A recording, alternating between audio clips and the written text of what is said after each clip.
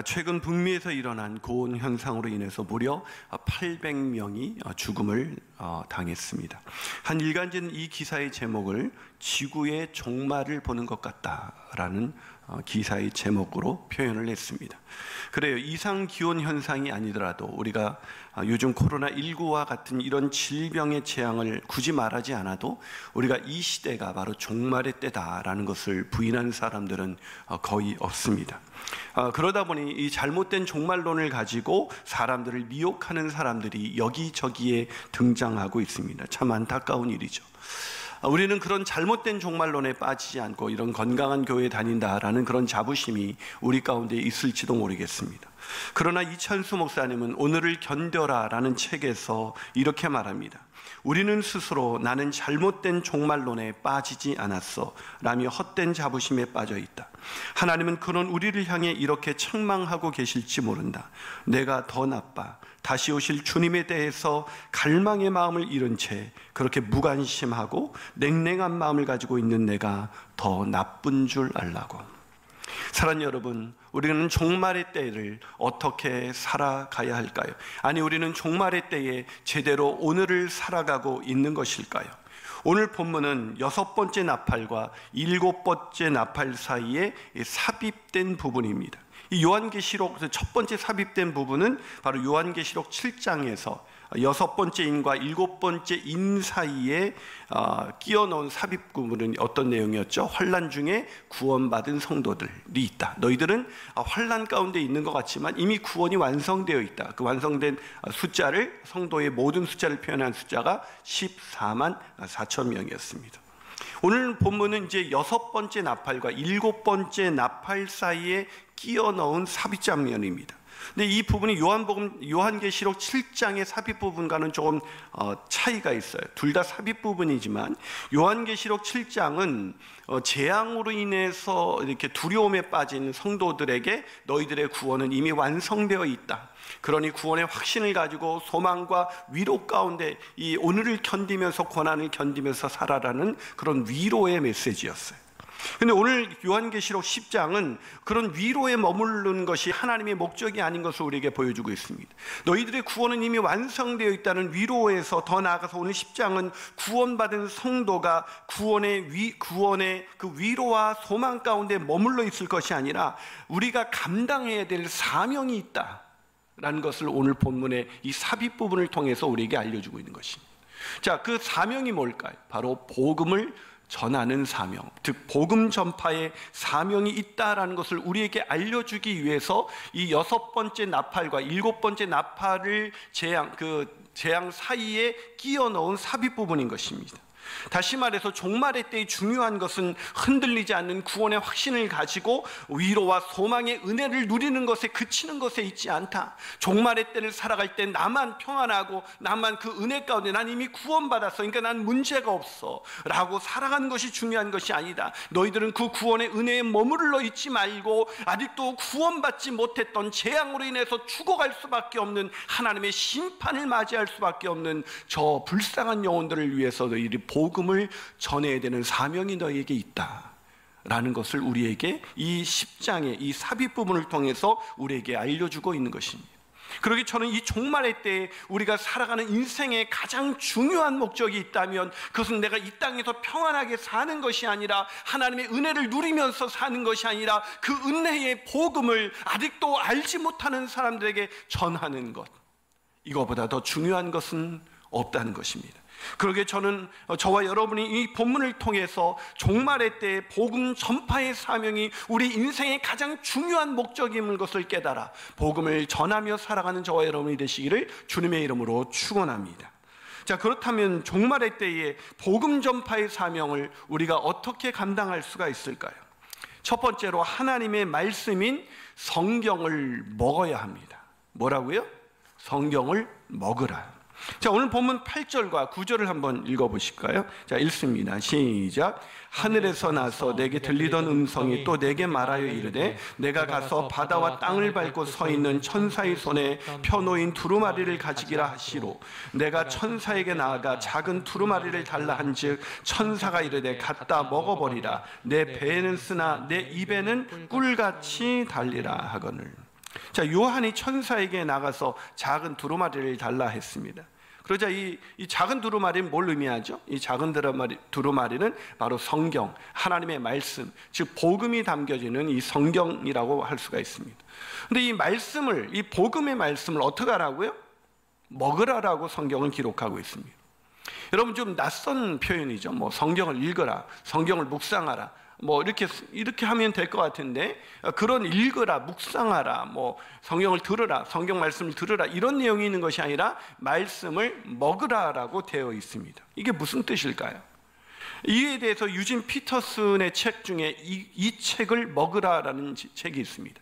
이 책을 먹으라는 책에서 유진 피터슨은 이렇게 말합니다. 책을 먹는다는 것은 읽는 것이 단순히 객관적인 행위가 아님을 의미한다. 단순히 단어를 쳐다보고 그 의미를 확인하는 행위가 아니다. 자, 무슨 말입니까? 여러분, 이것을 이해하기 위해서 우리가 보통 책을 읽을 때 책은 어떻게 읽죠? 그 단어의 뜻과 그 문장의 의미를 살피면서 이 객관적으로 이 의미가 무엇일까를 살피면서 책을 읽습니다. 우리는 어떤 책이든 그렇게 읽어요. 그런데 이 책, 즉 성경책, 하나님의 말씀, 복음의 말씀은 그렇게 읽어서는 안 된다는 것입니다. 객관적인 의미를 파악하고 이 책이 무슨 뜻인지를 아는 것이 중요한 것이 아니라 이 책을 먹는 것이 중요하다는 거예요. 여러분, 먹는다는 건 뭘 의미해요? 자, 음식을 먹는다는 것은 음식을 우리가 씹어서 우리가 소화 기관을 통해서 소화시켜서 그것이 우리의 몸에 유익한 그런 에너지로 바뀌는 것, 그것을 바로 먹는다라고 표현합니다. 우리가 먹는 것 자체는 사실은 우리에게 궁극적인 목적이 무엇입니까? 우리가 건강하게 활동하고 우리가 음식물이 내 몸에 체화되어서 소화되어서 그것으로 인해서 우리가 새로운 에너지를 갖고 우리의 삶이 살아가기 위해서 우리가 음식을 먹습니다. 다시 말해서 이 하나님의 말씀, 이 말씀을 먹으라고 이렇게 성경이 기록되는 것은 단순히 의미를 파악하고 성경적인 지식을 늘려가는 데 그치는 것이 아니라 이 말씀이 네 몸에 체화돼서 완전히 소화돼서 그것이 네 삶의 모든 삶의 영역에서 나타나는 에너지가 되어야 한다고 우리에게 말하고 있는 것입니다. 사랑하는 여러분, 성경을 읽는다고 사람이 변화되지 않습니다. 무슨 말이냐고요? 단순히 지식적인 정보를 얼마나 많이 가졌느냐에 따라서 사람이 변하지 않는다는 거예요. 그래서 여러분, 목회자가 성경을 가장 많이 읽고 묵상하고 연구하고 심지어 설교하는 사람이지만 가장 말씀에 의해서 자신의 삶을 돌아보지 못하는 사람들이 목회자라고 저는 감히 생각합니다. 제 경험을 봐도 그래요. 우리가 성경을 내가 잘 풀어서 여러분에게 전달했다 그래서 그것이 말씀을 먹는 것이 아닙니다. 말씀을 먹는 것은 그것이 내 몸의 음식이 체화되고 소화되듯이 그것이 내 삶을 완전히 읽고 내 삶에 소화되어서 내 삶의 에너지로 나타날 수 있어야 되는 거예요. 제가 청년부 때 제자 훈련을 같이 했었던, 그때 내비게이터라는 아주 강력한 제자 훈련을 받았을 때가 있었습니다. 근데 그때 받았는데 우리 그 후배 중에 하나가 진짜 열심히 성경을 읽었어요. 누구보다도 암송도 많이 했어요. 우리가 암송하고 매일 아침 큐티하고 이 내비게이터 훈련하면 기본이 암송과 그 큐티 그 묵상이거든요. 그 노 큐티, 노 블랙퍼스트. 그러니까 큐티하지 않으면 밥도 먹지 말라, 이런 뭐 슬로건을 가지고 큐티를 굉장히 강조했어요. 그걸 다 했는데도 어느 날 이 후배가 교회를 떠났습니다. 그렇게 철저하게 암송하고 철저하게 묵상했는데도 교회를 떠났습니다. 여러분, 말씀은 읽고 묵상하고 이게 어떤 뜻이구나 라고 하는 것에 그친다면 그것은 우리 말씀이, 그 하나님의 말씀이 우리에게 아무런 유익이 없습니다. 하나님의 말씀은 우리가 먹어야 되는 것입니다. 먹는다는 것은 무엇을 말하는 것입니까? 그것이 내 삶의 모든 부분을 완전히 송두리째 체화될 수 있도록, 내 삶의 모든 영역에서 에너지로 나타날 수 있도록 말씀이 내 삶을 완전히 그렇게 체화될 수 있도록 그것을 읽고 묵상하는 데서 그치는 것이 아니라 내 삶으로 나타날 때까지 그 말씀을 읽어야 된다는 거예요. 제가 근데 이 말씀을 그렇게 읽다 보면 어떤 그 일이 나타나냐면, 오늘 본문에서 뭐라 그래요? 말씀을 먹으라. 그러면 내 배에는 쓰나 내 입에서는 꿀같이 달리라 라는 표현을 얘기하고 있어요. 무슨 말입니까? 말씀을 먹으면 처음에 어때? 달아요. 너무나 깨닫는 진리가 답니다. 와, 내가 이것을 깨달았어. 와, 이게 하나님의 진리구나 라고 깨달은 건 정말로 달아요. 너무 기쁨이 있어요. 근데 그 말씀대로 살려면, 배는 어때요? 쓰다. 이 말은 무엇입니까? 이게 소화되어서 내 삶의 에너지로 나타날 때까지는 그게 쓰다는 것입니다. 배는 쓰다는 거예요. 힘들다는 거죠. 여러분, 우리가 원수를 사랑하라. 좋은 말씀입니다. 그러나 그 말씀을 내 삶에 실천하려면 어떻습니까? 쓰죠. 안 됩니다. 도저히 용납이 안 됩니다. 여러분, 오늘 제가 제자훈련을 이렇게 하다 보면 이 제자훈련 받는 사람들이 이 카톡방에 큐티를 올리는데, 큐티를 올리면 대부분 말씀대로 살아낸 이야기보다는 말씀대로 살아내지 못한 이야기가 훨씬 더 많아요. 여러분, 말씀이 소화되기까지는 그렇게 힘들다는 거예요. 입에는 달지만 그것이 소화될 때는 정말 쉽지 않은 그런 과정이 있다는 거예요. 말씀대로 살지 못하는 자기 자신을 발견하면서, 그걸 발견하면 발견할수록 자기 죄가 보입니다. 그렇게 살지 못하는 자신의 죄가 보이니까 그 죄를 보면 볼수록 그런 죄인을 용서하신 하나님의 은혜가 점점 커지기만 하는 것이죠. 그렇기 때문에 그 은혜 안에 머물게 되고 그 은혜의 능력으로 살아가게 되는 것, 그것이 바로 말씀을 먹는 과정인 것입니다. 사랑하는 여러분, 제가 제자훈련에서 그들의 카톡방을 보면서, 그분들의 카톡방을 보면서 이 말씀을 체화하는 과정이 얼마나 고통스러운가를 같이 느끼고 있습니다. 저 자신도 매일 느끼는 것이죠. 여러분, 설교하는 게 어떻게 보면 어려운 일이지만 설교하는 건 차라리 쉬운 일이에요. 말씀대로 살아내는 것이 어려운 것이죠. 말씀을 먹는 것이 어려운 것이죠. 사랑하는 여러분, 우리가 종말의 때에 왜 우리가 복음을 전하지 못합니까? 이 사명을 감당하지 못합니까? 왜 주님이 주신 그 사명이 머릿속에서 맴도는데 왜 이것이 우리의 삶의 영역으로 나타나지 않습니까? 그것은 말씀을 먹지 않기 때문이라고 오늘 성경은 우리에게 말씀해주고 있는 것입니다. 저와 여러분이 말씀을 먹고 말씀대로 살아가는 저와 여러분이 되시기를 주님의 이름으로 축원합니다. 따라합시다. 말씀을 먹을 때 사명을 감당할 수가 있습니다. 그렇습니다. 말씀을 먹을 때 사명을 감당할 수, 말씀을 들을 때, 말씀을 읽을 때, 말씀을 연구할 때 사명을 감당할 수 있는 것이 아니라 말씀을 먹을 때 사명을 감당할 수가 있는 것입니다. 말씀을 먹는 저와 여러분이 되시기를 다시 한번 주님의 이름으로 축원합니다. 두 번째로, 종말의 때에 복음 전파의 사명을 어떻게 감당할 수 있을까요? 두 번째로, 다시 온 세상에 복음을 전해야 합니다. 자, 본문 11절을 한번 같이 읽어볼까요? 11절 같이 읽어봅니다. 시작. 그가 내게 말하기를 내가 많은 백성과 나라와 방언과 임금에게 다시 예언해야 하리라. 뭐라고요? 다시 예언하라. 다시 복음을 전하라는 거죠. 누구에게요? 많은 백성과 나라와 방언과 임금, 즉 온 세상을 말하는 것입니다. 즉 그리스도인들을 핍박하고 조롱하고 멸시하는 세상으로 다시 돌아가서 다시 복음을 전하라는 것입니다. 여러분, 사도 요한이 얼마나 황당했을까요? 왜요? 복음을 세상에서 전하다가 어떤 일을 당했습니까? 고난과 핍박이 왔습니다. 복음을 전하다가 어떤 일이 왔습니까? 사람이 죽임을 당했습니다. 사자의 밥이 됐습니다. 불타 죽어가는 걸 못 겪겠어요. 사랑하는 여러분, 복음을 전하는 저와 여러분이 되길 소원합니다. 종말의 때에 우리가 해야 될 가장 중요한 것은, 이 땅에서 구원의 은혜를 누리는 것보다 더 중요한 것은 그 구원의 은혜의 복음을 우리가 믿지 않는 사람들, 이 종말의 사인이 여기저기서 터지는데도 불구하고 아직도 예수께로 돌아오지 않는 사람들, 그 사람들에게 복음을 전하는 것입니다. 그렇게 복음을 전하는 저와 여러분이 되시기를 주님의 이름으로 축원합니다. 마지막으로, 종말의 때에 사명을 어떻게 우리가 감당할 수가, 복음 전파의 사명을 어떻게 감당할 수 있을까요? 그것은 종말이 곧 온다는 것, 즉 임박했다는 것을 기억해야 합니다. 시간이 없다는 거죠. 여러분, 말씀을 우리가 먹게 되면 그 말씀 안에서 은혜를 누리다 보면 어떤 상황이 되는지 아세요? 이 은혜를 누리지 못하는 사람이 너무 간절하게 보이는 거예요. 여러분, 우리가 음식을 먹다가도 너무 맛있는 거 먹으면 우리가 사랑하는 사람이 생각나지 않습니까?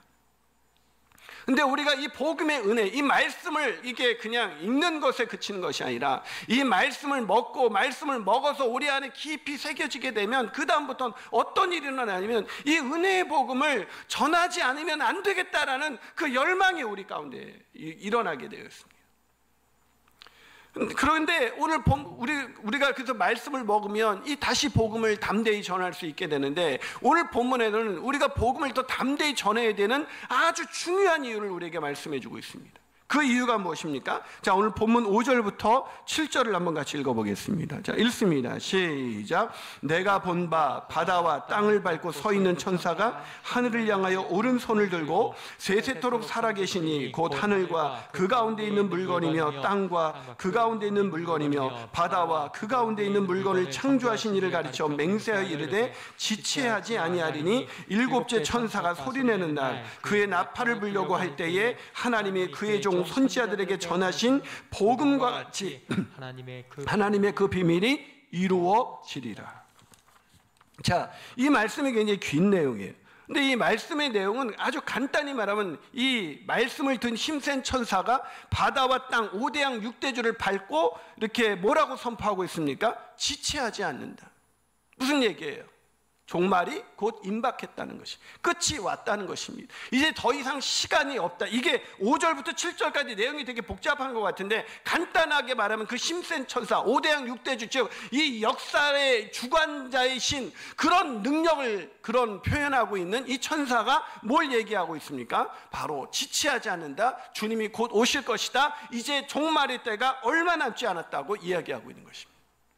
사랑하는 여러분, 이 힘센 천사가 전하는 이 메시지 속에서 우리가 아주 긴박함이 느껴지지 않습니까? 이 말씀을 읽을 때 여러분, 만약에 이제 진짜 내 사랑하는 사람이 죽음 임종을 앞두고 있어요. 근데 그 사람이 아직 예수를 안 믿어. 그럼 그때 우리의 가장 큰 소원은 뭘까요? 이 사람을, 이분과 함께, 내 사랑하는 그 가족과 함께 좀 더 이 세상에서 많은 것을 누리지 못하게 하는 것, 그게 아쉬울까요? 오직 간절한 소망은 하나, 뭘까요? 복음을 전하는 것입니다. 저는요, 오늘 본문에도 이 말씀을 읽어서 제가 떠오른 분이 있습니다. 광교에서 한 집사님이 간증을 할 때, 여러분도 간증 그 예배 때 기억하실지 모르겠습니다만, 한 집사님이, 남자 집사님이 간증을 하면서 지난 5월 어버이 주일 예배 시간에 그분이 간증할 때 이런 내용으로 간증을 했습니다. 제가 좀 읽어드릴게요. 지난 5월 어버이 주일 예배 시간에 임 전사님께서 돌아온 탕자의 본문으로 언제나 돌아갈 수 있는 부모님 품이라는 제목으로 말씀을 전했다. 설교 시간 내내 이미 돌아가신 부모님의 품이 그리웠다. 하지만 부모님께서는 예수님을 모른 채 돌아가셨기에 더 이상 만날 길이 없다는 사실에 안타까운 마음만 가득했다. 점점 돌아가신 부모님께서 천국에 안 계시다는 그 사실이 너무 가슴이 아팠다.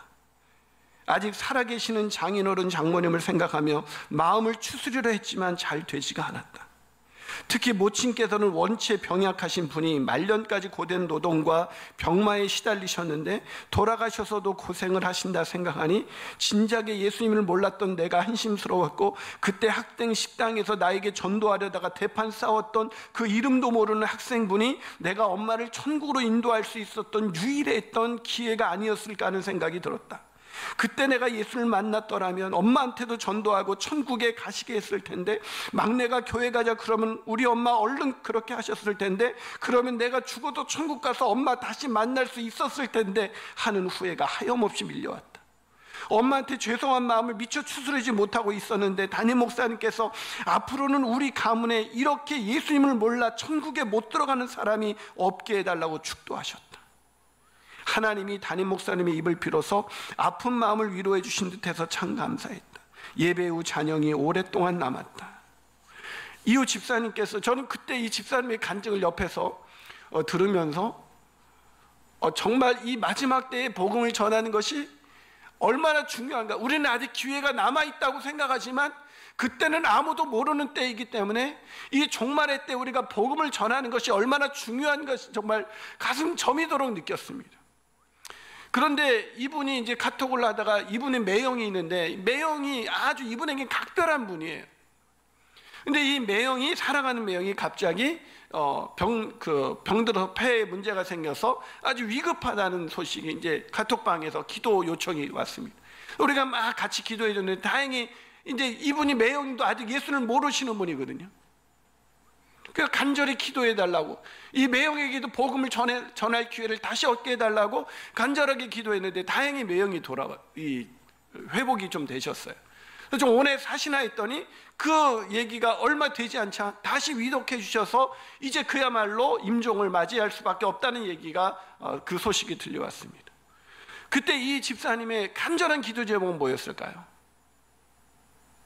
단 한 가지, 매형이 예수 믿게 해달라는 것, 이 매형에게 복음을 전하는 것, 이거 외에는 그 어떤 것도 이 사람에겐 중요한 것이 아니었습니다. 이분에게는. 그래서 집사님, 이제 요즘 여름 코로나 때문에 가족 위에는 또 만날 수가 없지 않습니까? 이분이 복음을 너무 간절히 전하고 싶어서 전할 수 없게 되자 매형에게 편지를 썼고 그 편지의 끝에 영접기도까지 썼습니다.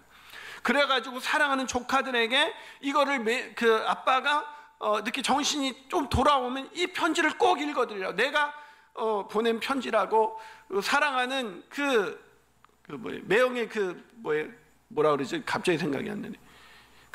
이 집사님이 쓴 편지를 꼭 읽어달라고 그렇게 했습니다. 그래가지고 그렇게 했는데 매형이 돌아가신 거예요. 매형이 소천했다는 소식이 이분에게 들린 거예요. 매형이 소천했다는 소식을 들리자 이분에게 제일 또 궁금했던 건 뭐였을까요?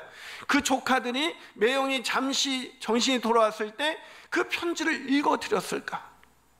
이거 너무 궁금했던 거예요. 그래서 소천식이 들려서 이 카톡방에 이 집사님이 큐티를 나눈 카톡방에 이렇게 또 글을 올렸습니다.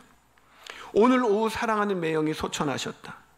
몇 주 전에는 안 돼요, 꼭 살려주세요라는 기도가 터졌었는데 오늘은 모든 것이 다 수긍되고 편안한 마음이었다. 단지 매형이 무사히 예수님을 영접하고 천국길로 향하기를, 그리고 남은 유족들에게 주님의 위로와 평안이 있기를 간절히 기도했다.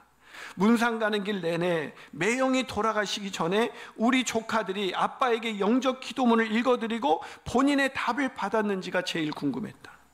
조카들을 만나자마자 첫마디가 삼촌 기도문을 읽어드렸어요. 환한 얼굴로 예수님을 영접하고 크게 고개를 끄덕끄덕 하시고 평안하게 돌아가셨어요. 심지어 다른 기도문은 또 없냐고도 하셨어요. 할렐루야. 매형을 이 세상에서 더 이상 뵐 수 없다는 슬픔의 눈물과 매형이 천국길로 들어섰다는 기쁨의 눈물이 뒤범벅이 되어서 한없이 흘렀다. 사랑 여러분, 오늘 왜 우리가 이 종말의 때에 우리가 어떻게 살 것인가, 무엇을 할 것인가, 가장 중요한 일이 뭘까요? 가장 긴박한 일이 뭘까요? 그것은 아직도 복음을 믿지 못하는 사람들, 복음을 알지 못하는 사람들, 그 사람들에게 복음을 전하는 것 아니겠습니까? 그렇게 복음을 전하는 저와 여러분이 되시기를 주님의 이름으로 축원합니다. 이 설교를 마무리하면서 이찬수 목사님이 쓰신 책 중에 세상에서 믿는 자로, 이찬수 목사님이 설교 중에 그런 얘기했어요. 세상에서 믿는 자로 산다는 것이라는 책에서 영화 암살의 마지막 장면을 소개했습니다. 영화 암살이라는 영화 보셨어요? 이 책을 읽으면서 영화를 잘 보지 않는데 이찬수 목사님이 그 책을 읽으면서 저도 이게 되게 감동이 되어서 그 암살이라는 영화를 다시 돌려봤습니다. 그리고 그 장면이 생생히 기억이 떠올랐는데 이 영화에 이정재 씨가 맡았던 염석진이라는 인물이 나옵니다. 근데 그는 청년 시절부터 독립운동을 해왔던 사람이에요. 근데 이 사람이 중간에 변절을 합니다. 독립운동을 하다 동료 앞에서는 독립운동가인 것처럼 하지만 뒤로는 일본의 밀정 노릇을 한 것이죠. 바로 그 이정재 씨가 그 역할을 맡았는데 결국 한때는 동지였던 독립운동가의 총에 이 이정재 씨가 이 죽음을 맞이하게 되었습니다. 영화의 마지막 장면에 여주인공인 전지현 씨가 맡았던 독립운동가 안옥균이 이렇게 이정재, 즉 염석진이라는 인물에게 묻습니다. 왜 동료를 팔았는가? 왜 동료를 팔았는가? 한때는 나라를 위해 목숨을 걸고 독립운동을 함께했던 사이였으니 그 사람에게 총을 겨눈다는 것이 얼마나 힘든 일이었겠습니까? 안타까움과 원망이 섞인 어조로 왜 동료를 팔았는가라고 물었던 것입니다. 그러자 그 염석진이라는 역할을 맡았던 이정재 씨가 이렇게 대답을 했습니다. 몰랐으니까. 해방이 될지는 정말 몰랐으니까. 알면 그랬겠나? 그래요. 독립운동을 하면서도 해방이 될 거라는 확신이 없었던 그 염석진이라는 인물은 독립운동을 하면서도 설마 해방의 날이 오겠는가, 그 생각 때문에 결국 그는 마음이 무너져 내렸고 배신의 길을 걸어갈 수밖에 없었던 것입니다. 저는 이 장면을 보면서 우리가 마지막 날 주님이 곧 오시는 그날 왜 복음을 전하지 않았는가, 왜 그때 복음을 전하지 않았는가 라고 우리에게 물으실 때 몰랐습니다. 이렇게 빨리 종말이 올지는 몰랐습니다 라고 말하지 않게 되기를. 사랑하는 여러분, 이 종말의 때에 내가 안전하고 내가 건강하고 내가 이 생계를 유지하기 위해서 발버둥치는 모든 부분들이 정말로 중요합니다. 하지만 이 종말의 때에 우리가 살아가는 가장 중요한 이유, 아직도 복음을 모르는 사람들에게, 아직도 회개하지 않는 사람들에게 복음을 전하는 것, 그것이 저와 여러분이 종말의 때를 살아가는 가장 중요한 이유가 되기를 주님의 이름으로 축원합니다.